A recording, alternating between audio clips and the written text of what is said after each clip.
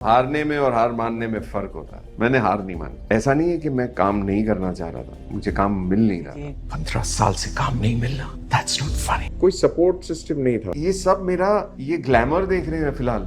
मैं 20 साल से कितने पेन में था, किसी को नहीं मालूम। कोई मिल गया, मिली, बड़ा खुश था मैं। तो काफी उम्मीदें थी, ब्लॉकबस्टर तो बन गई। मतलब जो एक्सपेक्ट कर रहा था वो रिवॉर्ड नहीं मिला।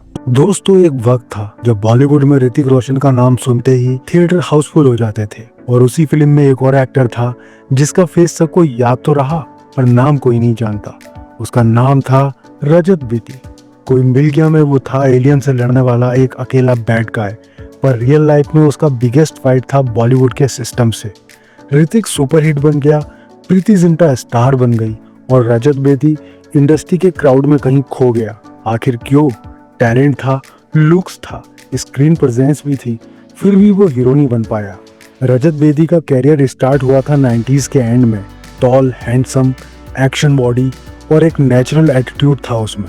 उसने खिलाड़ी सीरीज, जानी दुश्मन और इंडियन टाइप एक्शन मूवीज में काम किया, लेकिन सब में एक ही प्रॉब्लम थी, रजत हमेशा साइड में ही होते थे और हीरो कोई और एंड स्पॉटलाइट किसी और पे। फिर 2003 में उसके पास आया एक बड़ा मौका, मूवी थी कोई मिल गया, ऋतिक रोशन की एलियन वाली मूवी। सबको लग रहा था कि रजत के लिए मूवी काफी बड़ी हो सकती है। फिल्म ब्लॉकबस्टर हुई, पर रजत का नाम सिर्फ विलेन लिस्ट में लिखा गया। प्रमोशन पोस्टर्स में ऋतिक और प्रीति के 50-50 फोटो थे, बट रजत कहीं भी नहीं दिखाई दिए।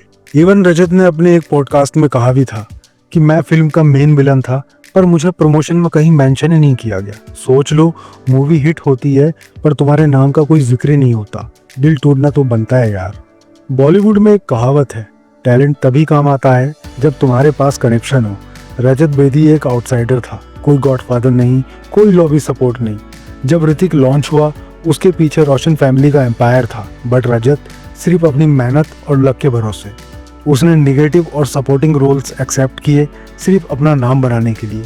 पर यहाँ हर नए एक्टर को एक टैग मिल जाता है और रजत को मिल गया विलन का टैग। वंस बॉलीवुड टाइपकास्ट करता है, तुम चाहे जितना एक्टिंग कर लो, वो तुम्हें सेम रोल ही देते रहेंगे। और ऐसा ही रजत के साथ हुआ। रजत को हमेशा सपोर्टिंग फेस ही बनाया गया और हमेशा उसे वही सेम टाइप विलन के ही रोल दिए गए, जो हमेशा याद तो रहते पर स्टार नहीं बना पाते। 2005 के बाद रजत के पास रोल्स कम होते गए। एक टाइम आया जब वो कम्प्लीटली डिसअपियर हो गए। उसने अपने इंटरव्यूज में बोला, मुझे अपनी वैल्यू समझ में आई जब लोग मुझे भूल गए।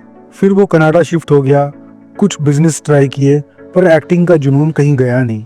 वो हर साल एक होप लेकर इंडस्ट्री वापस आता, पर कोई दरवाजा नहीं खुलता। बॉलीवुड में एक सिस्टम है, यहाँ तुम किसी कैम का हिस्सा बनो या फिर तुम्हारा नाम लिस्ट में रह जाता है। Once seen never remembered. Hrithik का स्टार पावर बढ़ता गया और रजत के फैन सिर्फ ये वही है ना जो कोई मिल गया में था तक ही सीमित हो गए। ऋतिक का स्टार पावर तो बढ़ता गया, बट रजत के लिए ऑडियंस। लेकिन कहानी यहाँ खत्म नहीं होती। 2025 में एक वेब सीरीज आई, द बैड्स ऑफ बॉलीवुड, और वहां रजत ने खुद का वर्जन प्ले किया, एक फॉरगेटन एक्टर, एक फाइटर।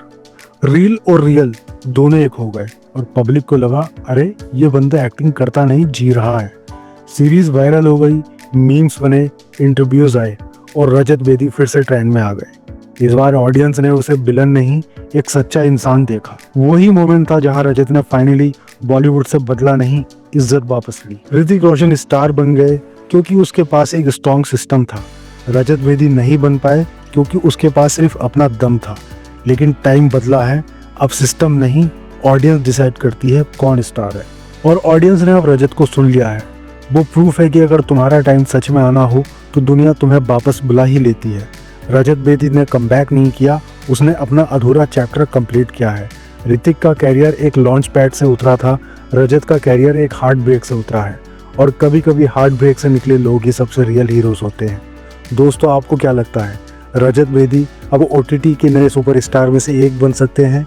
कमेंट में लिखना रेस्पेक्ट फॉर रजत बेदी, अगर आप भी उन्हें अंडररेटेड समझते हो।